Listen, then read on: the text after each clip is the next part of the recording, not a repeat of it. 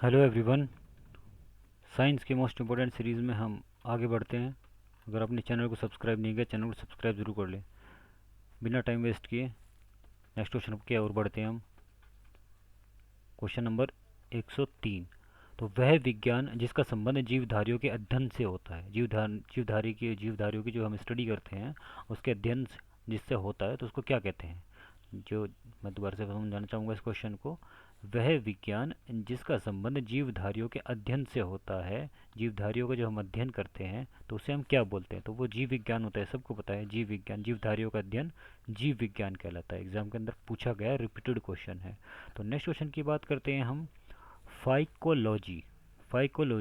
में जिसका अध्ययन किया जाता है, जो फाइकोलॉजी में किसका अध्ययन किया जाता है पूछा है।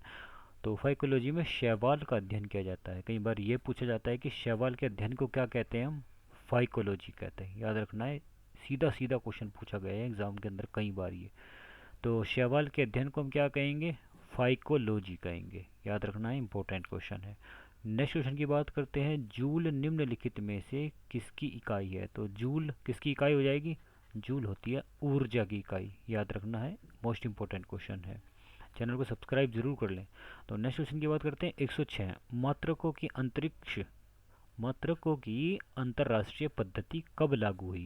जो मात्रकों की अंतर्राष्ट्रीय पद्धति हुई थी जिसको हम बोलते हैं SI पद्धति, वो कब हुई थी, 1971 में वह लागू हुई थी। याद रखना है, 1971 में यह लागू हुई थी मात्रकों की अंतर्राष्ट्रीय पद्धति।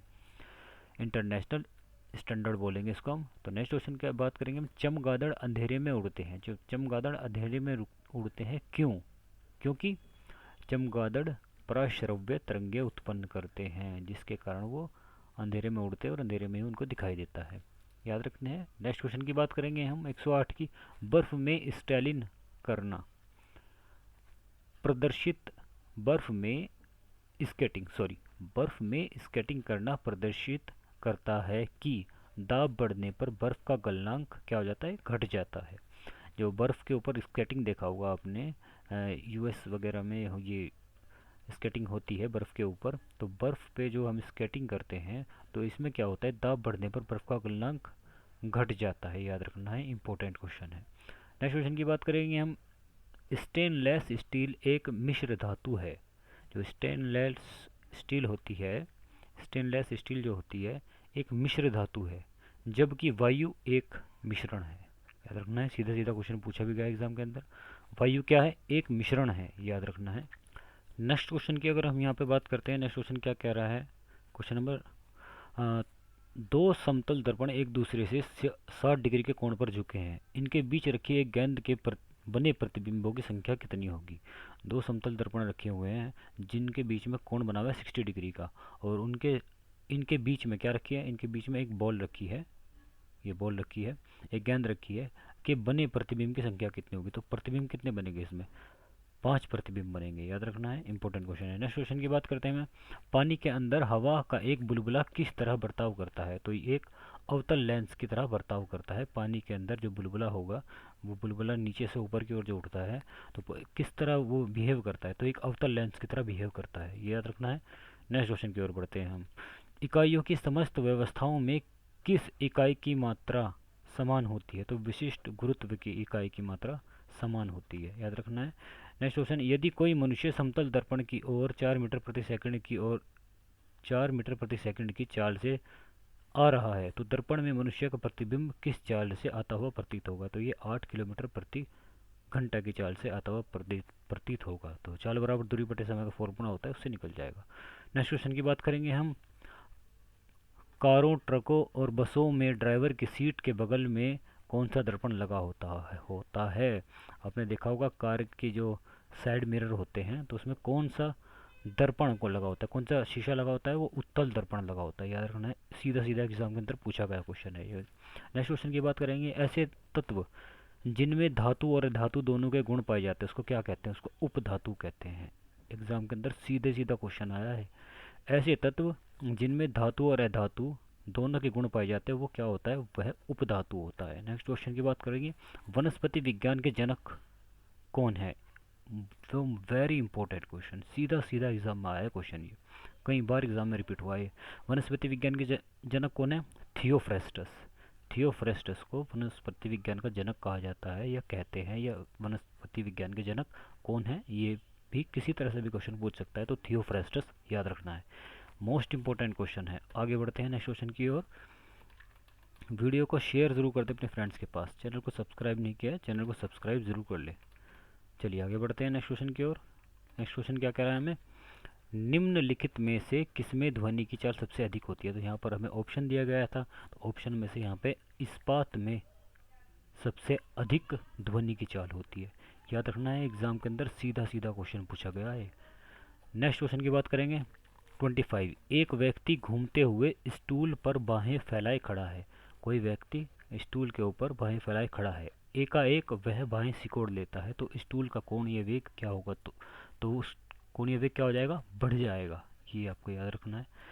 नेक्स्ट क्वेश्चन की बात करते हैं। चंद्रमा पर एक बम विस्फोट होता है। चंद्रमा पर एक बम का विस्फोट होता है, इसकी आवाज़ पृथ्वी पर सीधी बात है सुनाई देगी या नहीं देगी? तो नहीं देगी पृथ्वी पर इसकी आवाज़।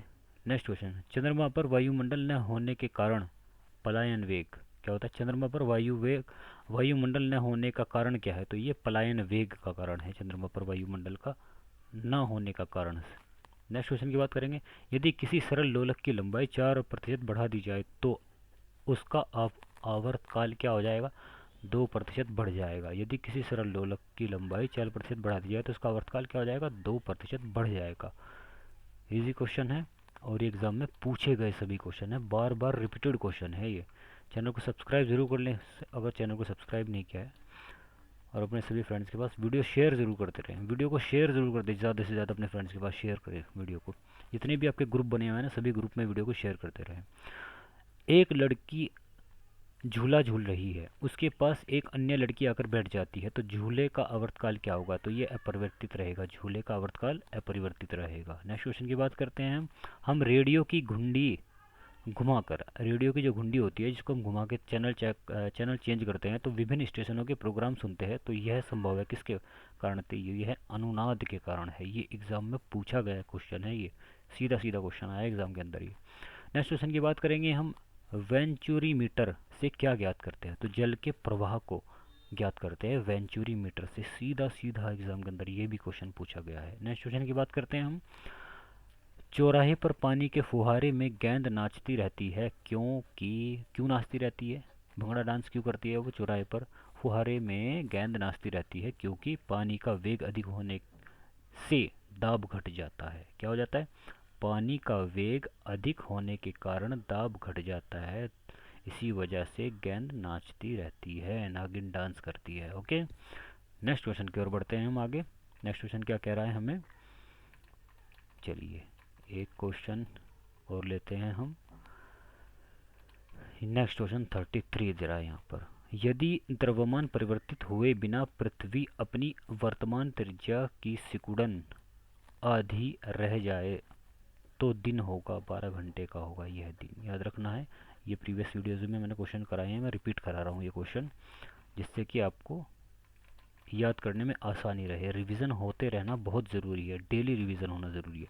तो यदि किसी पिंड को पृथ्वी से 11.2 किलोमीटर प्रति सेकंड के वेग से फेंका जाए तो पिंड पृथ्वी पर कभी नहीं लौटेगा। याद रखना है। नेक्स्ट क्वेश्चन, उपग्रह में समय ज्ञात करने के लिए अंतरिक्ष यात्री को क्या प्रयोग करना चाहिए? तो टाइम देखने के लिए अंतरिक्ष यात्री को किसका उपयोग करना चाहिए? स्प्रिंग घड़ी का उपयोग करना चाहिए, वो ही वहाँ पे आपको सही समय बताएगी।